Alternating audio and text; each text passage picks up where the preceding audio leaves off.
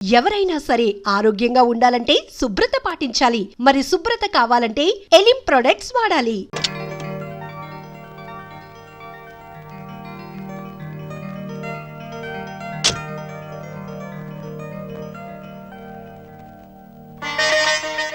మరి నా ఆడపడుచు లాంఛనమో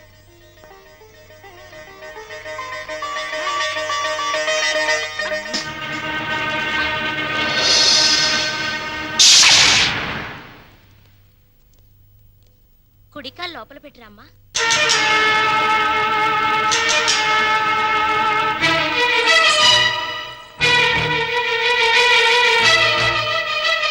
కాదు, కుడికాలు. కీప్ లెఫ్ట్ అన్నారు పోలీసోళ్ళు. అవునవును, కీపు ఎప్పుడు లెఫ్టే, వైఫే రైటు. ఈ జ్ఞానం ఎప్పుడు వస్తుందో. అత్తా మామూలుకి నమస్కరించమ్మా.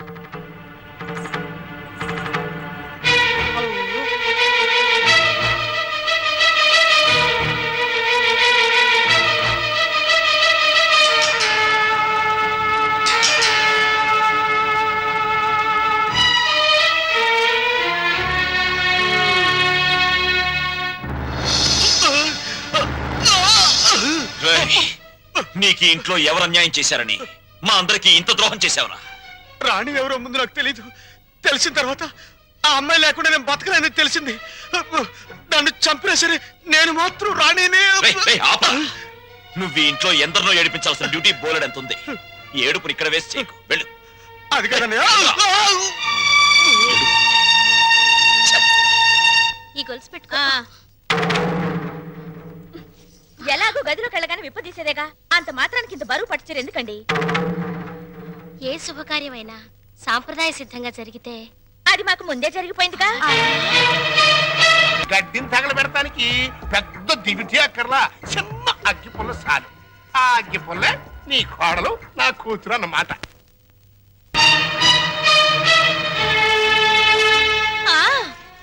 మా అత్తయ్యకి మావయ్యకి అందరికీ తెలుసు.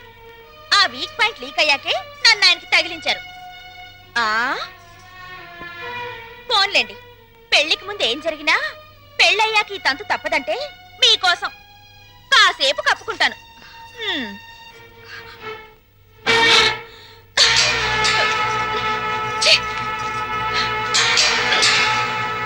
మీరందరూ పోండి. పదవిన రోలరు రథమా, పదవిన రోలరు రథమా, లారి లారి లారి లారి లారి లారి లారి లారి లారి లారి లారి రథమా. ఏమండి, పెళ్లి నాటికైనా చేరతావా దీంట్లో? పెళ్లికెళ్తూ కూడా ఈ రోలర్ మీద ఏంటి నాన్న? ఎంచక్క కారులో వెళ్ళొచ్చు కదా. ఓరి యదవా, ఇది అచ్చొచ్చిన రోలరు. 30 ఏళ్ల క్రితం మీ అమ్మని తగిలించుకోవడానికి విజయవాడ నుండి శ్రీకాకుళం వరకు ఈ రోలర్ మీదే వెళ్ళాను. వచ్చారులేండి, ముహూర్తం అయిపోయిన 3 నెలలకు వచ్చారు. ఆ ముహూర్తానికి మా అక్కకు పెళ్లి అయిపోయి నేను బుక్ అయిపోయాను. షటప్ అయిపో. నన్నేమనంటే అప్పుడం అయిపోతావే అన్నవరనుకుంటున్నావే. జై కామరాజు వడయార్ అంటే మైసూర్ రాజేష్ ఆఖరి వంశం అన్నమాట. ఆ తాతలంతా ఏనుగులు ఎక్కారే. ఏనుగులు అయితే మేత బొక్కని ఏనుగుల మేసిన నీ రోలర్ మెయింటైన్ చేస్తున్నాను. పిచ్చిదానా. రోలర్ రథ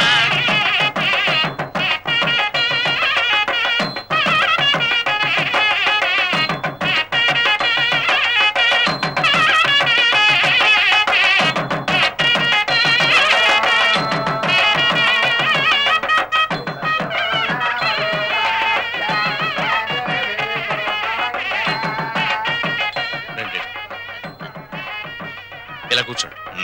ఎక్స్క్యూజ్ మీ, ఒక్క నిమిషం. నమస్కారం. నమస్కారం, కూర్చోండి. బాగున్నారా? 2 లక్షలు. బాబు, నువ్వు వెళ్ళి పని చూసుకో.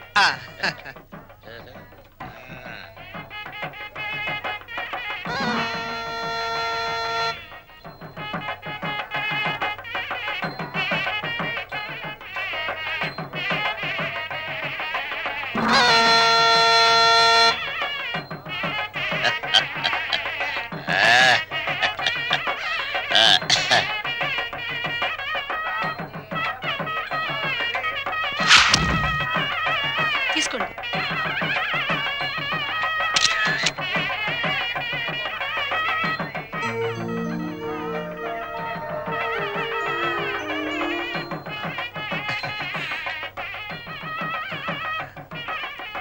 అమ్మా ఆ? ఒక్కసారి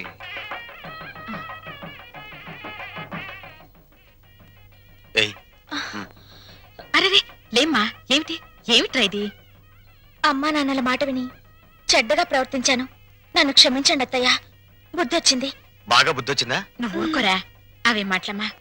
ఏదో చిన్నతనం, నిన్నంత మాత్రం అర్థం చేసుకోలేనా? పిచ్చి పిల్ల, లోపలికి వెళ్ళదాన్రా.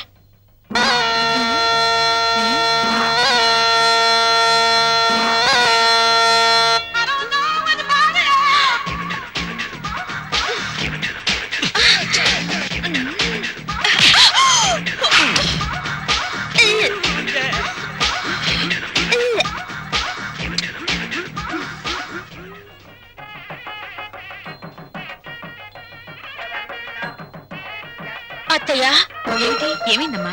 తప్పుల మీద తప్పులు చేసి మావయ్య గారి మొహం చూడాలంటేనే నాకు తల తీసేసినట్టుంది. రాణి, నాకు రంగ అసలు వరుస కన్నయ్య, మరో వరుసకి బావా. ఇప్పుడు ఆయన ఏమని పిలవాలి? రంగా అని పిలువమ్మా. ఆహా.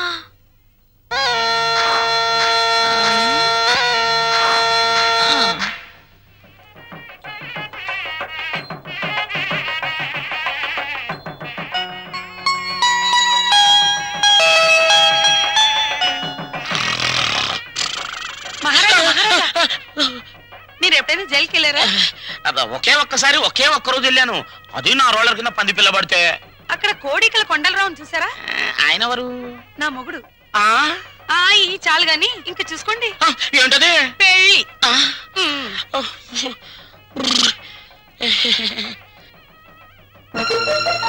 అత్తయ్య, మళ్ళీ ఏమిటమ్మా?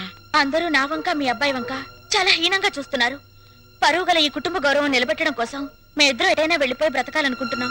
అయ్యో, ఇంత చిన్న విషయానికని ఎక్కడికో పోవడం ఎందుకమ్మా? మీ మావయ్య గారితో చెప్పి డబ్బుకి ఏర్పాటు చేస్తాను, ఏదో వ్యాపారం చేసుకోండి. ఉమ్మడాస్తితో వ్యాపారం చేసి రేపు పొద్దున దివాలా తీస్తే ఆ భారం మొత్తం కుటుంబం మీద పడుతుంది. అందుకని ఇద్దరి కొడుకులకి చెందవలసిన ఆస్తి ఎవరిది వారికి పనిచేస్తే మీకే బాధరబందీ ఉండదు. దీన్ని తగల పెడతానికి పెద్ద దివిటి అక్కర్లా, చిన్న అగ్గి పుల్ల చాలు. ఆ అగ్గి పుల్లే నీ కోడలు నా కూతురు అన్నమాట. కాదత్తయ్యా.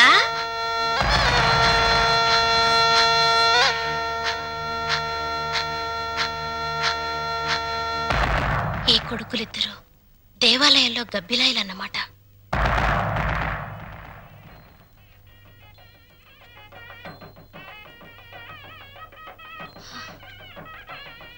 ఛ! అమ్మా ఈ ఇంట్లో అన్ని అన్యాయాలు జరుగుతున్నాయి నాన్న. ఏమైందమ్మా? మా మరిది ఆస్తిలో వాటా కోసం ఏవేవో ఎత్తులు వేస్తున్నాడు. ఈయన వరుస కూడా పంపకం మీదనే ఉంది. అంతేనమ్మా, తల్లిదండ్రులు చూసేది పిల్లల పెంపకం, పిల్లలు చూసేది ఆస్తుల పంపకం. ఛ! మా మరిది చాప కింద నీరైతే ఈయన జేబులో తేల్లా కనిపిస్తున్నారు.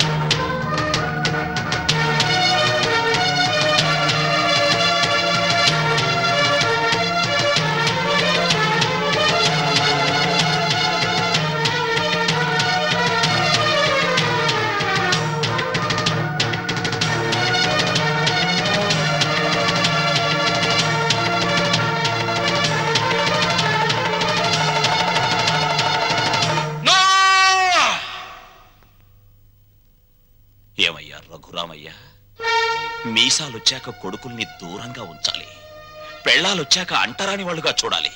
అది చేతకాక నా కొడుకులు, నా బిడ్డలు, నా సంతానం అని పట్టు కూర్చుంటే వాళ్ళు మాత్రం ఎంతకాలం ఊరుకోగలరయ్యా?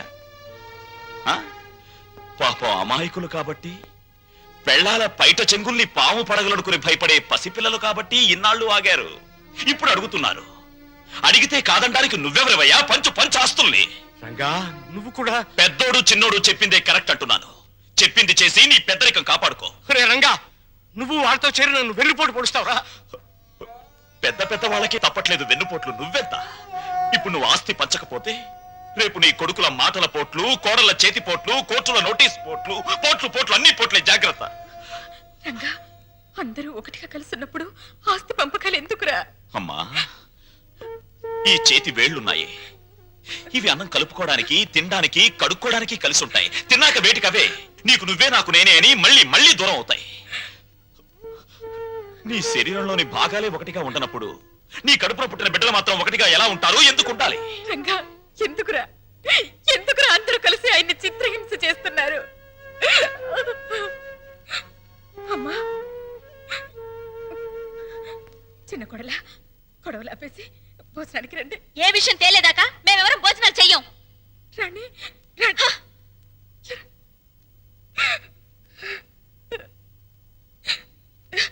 ఏమండి, ఎందుకండి ఈ పట్టుదలలు? వాళ్ళు చెప్పినట్టు చెయ్యండి, హస్తి పని చెయ్యండి. పెళ్ళ మాటలు వినడానికి నేను నీ కొడుకులా చావటాను కానీ. ఏమండి, వాళ్ళ మాట వినండి. మనకు పెళ్ళయ్యాక నేను అడిగి మొదటి కోరిక, చివరి కోరిక ఇదేనండి. ఆస్తి పంచలేదన్న కోపంతో రేపు నేను చచ్చాక నాకు తలకొరవ పెట్టకపోతే అది ఎంత బాధో ఆలోచించండి.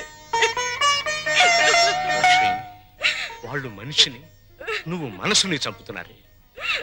వద్దు, నాకు ఈ దరిద్రం వద్దు వద్దు. అందరూ వినండి, నేను నా ఆస్తిని నా కొడుకులకి పంచుతున్నాను. నిజానికి నా ఆస్తిని 3 భాగాలు చేయాలి. 2 భాగాలు నా కొడుకులకి, 1 భాగం నాకు, నా భార్యకి. పేపర్లు తెచ్చుకోండి, ఈ ఆస్తి మొత్తం పంచేస్తాను. కానీ ఒక్క విషయం, నా భాగం కూడా నా కొడుకులిద్దరికి దానం చేస్తున్నాను. ఎందుకో తెలుసా? వాళ్ళు ఆస్తి లేకపోతే బతకలేని చవటాలు గనక. నాన్న, మీ భాగం పంచడానికి వీల్లేదు. రేయ్, అది నా ఇష్టం రా. ఆ ఆవేశంలో తొందరపడుతున్నావు. బతికున్నంత కాలం బిడ్డలపై ఆధారపడి ఉండాలి. కాకి ఎంగిలి విసురుతారు, కుక్క కన్నం పెడతారు గాని ఆస్తి లేని తల్లిదండ్రులకు ఖాళీ కంచ కూడా వాసం చూపించరు. ఇప్పుడు నీతులు చెప్తున్నావా? ఇందాక నాకు, ఇప్పుడు నా కొడుకులకి వెన్నుపోటు పొడుస్తున్నావా? రే, పంపకాలు పూర్తయ్యేదాకా నువ్వు లోపలికి వస్తే నన్ను చంపుకు తినంత ఒట్టు. పో బయటికి పోరా. పోతాను నాన్న, పోతాను. కానీ నేనేం చెప్పాను, ఎందుకు చెప్పానో కాస్త ఆలోచించుకో.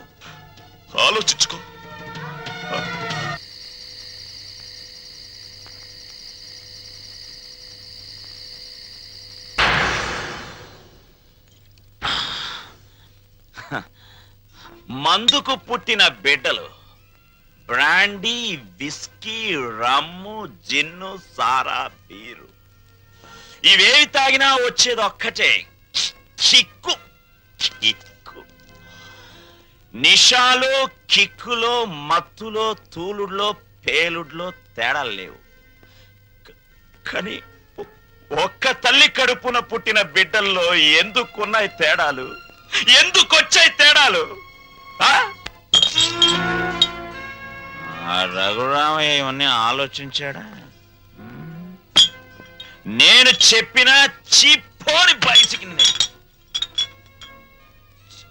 చచ్చాక కొడుకులు కొరివి పెడితే డైరెక్ట్ గా కోరమండల్ ఎక్స్ప్రెస్ లో స్వర్గానికి వెళ్ళొచ్చని పిచ్చి ఆశతో బతికే తల్లిదండ్రులారా, మీరు బతికున్నప్పుడు మీ కొడుకులు మిమ్మల్ని కాకుల కంటే హీనంగా చూస్తారు. మీరు చచ్చాక మీకు పెట్టిన పెండాలు తినమని అదే కాకుల్ని ఖావ్ ఖావ్ ఖావ్ అని పిలుస్తారు. కమంటార్